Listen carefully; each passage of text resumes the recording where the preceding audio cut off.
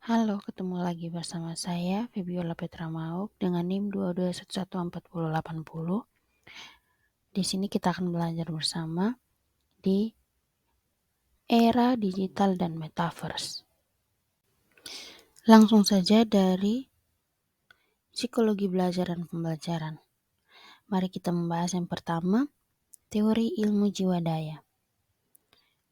Teori perilaku ini dikemukakan oleh para ahli yang menyampaikan bahwa manusia memiliki daya-daya seperti daya mengingat, daya berpikir, daya fantasi, dan lainnya. Di sini tinggal bagaimana kita sebagai seorang manusia memanfaatkan daya yang kita miliki dengan baik dan benar. Oke, teori selanjutnya adalah teori kognitif. Teori ini lebih mengutamakan proses belajar daripada hasil belajarnya. Teori ini menggambarkan bahwa belajar terdiri dari beberapa proses, yaitu analisis, mengelola informasi, prediksi, dan problem solving atau penyelesaian masalah.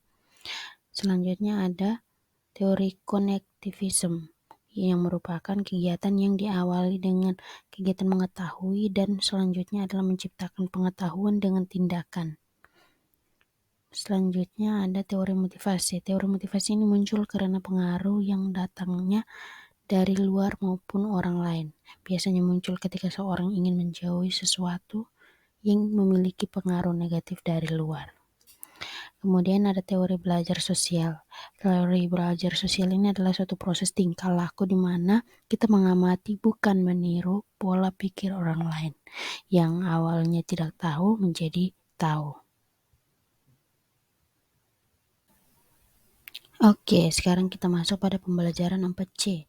Yang pembelajaran 4C yang pertama ada communication. Nah, communication ini adalah kemampuan untuk bertukar pikiran dan bertukar informasi dan penyampaian pesan secara efektif antara komunikator dan communication yang ditandai dengan adanya feedback atau umpan balik. Contohnya seperti apa sih? Contohnya seperti keterampilan seorang mendengarkan, memperoleh informasi, menyampaikan gagasan di depan banyak orang. Tujuannya untuk apa? Untuk mencapai pengertian bersama yang lebih baik mengenai masalah penting bagi semua pihak yang terkait. Yang kedua ada collaboration. Nah, collaboration ini adalah keterampilan bekerja sama, saling bersinergi, beradaptasi dalam berbagai peran dan tanggung jawab, serta menghormati perbedaan. Contohnya seperti apa? Dengan bekerja sama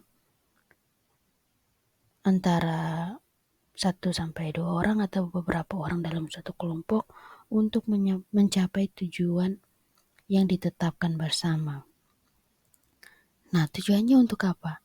Untuk saling mengisi kekurangan dan dengan kelebihan-kelebihan yang dimiliki sehingga masalah yang dihadapi dapat terselesaikan dengan baik dalam suasana kebersamaan.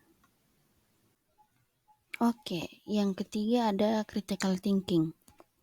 Critical thinking ini berarti berpikir kritis. Nah, berpikir kritis merupakan suatu proses yang terarah dengan jelas dan mengevaluasi secara sistematis bobot pendapat pribadi dan pendapat orang lain. Contohnya apa? Seseorang mampu membedakan antara kebenaran dan kebohongan, serta dapat membedakan fakta dan opini sehingga mampu mengambil keputusan secara tepat. Tujuannya untuk apa? Untuk mengambil keputusan dalam memecahkan suatu permasalahan yang sedang terjadi dan permasalahan tersebut dapat terselesaikan dengan baik. Kemudian yang keempat ada creativity. Nah, creativity ini adalah keterampilan dalam menciptakan ide atau gagasan yang berbeda dengan yang sudah ada sebelumnya. Artinya menggunakan pendekatan yang baru untuk menyelesaikan suatu permasalahan seperti inovasi atau penemuan. Contohnya siswa diberikan tugas untuk membuat proyek kolaboratif yang kreatif dan inovatif. Nah, misalnya membuat produk baru yang dapat membantu mengatasi masalah tertentu. Tujuannya untuk apa? Untuk melatih siswa untuk memecahkan masalah yang dengan cara menemukan solusi-solusi baru baik berupa ide, gagasan maupun karya. Ya, lalu bagaimana sebagai seorang guru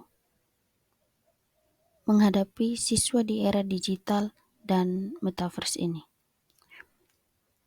Menurut saya, bagaimana seorang guru mampu memberikan pengetahuan pada siswa dengan melihat perkembangan yang ada pada masanya, dengan menyesuaikan pembelajaran sesuai dengan siswa, serta memanfaatkan teori pembelajaran yang canggih pada era digital dan metaverse.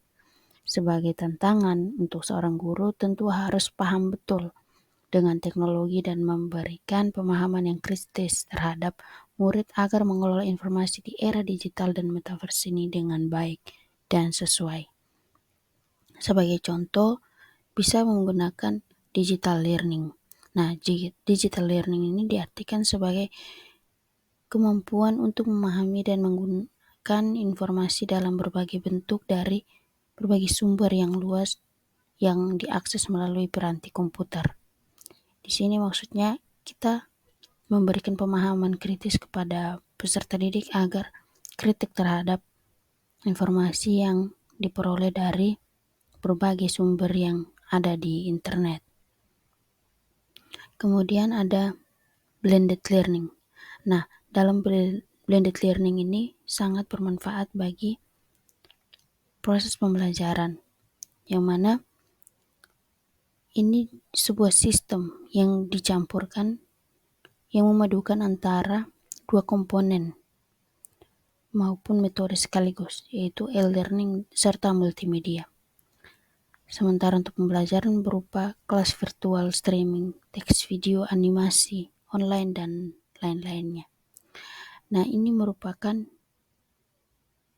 kesempatan atau pembelajaran yang baik bagi kita untuk mendukung proses pembelajaran dengan memanfaatkan teknologi yang ada, namun bagaimana kita dapat menyampaikan pesan kepada peserta didik dengan membangun karakter yang baik menggunakan teknologi ini.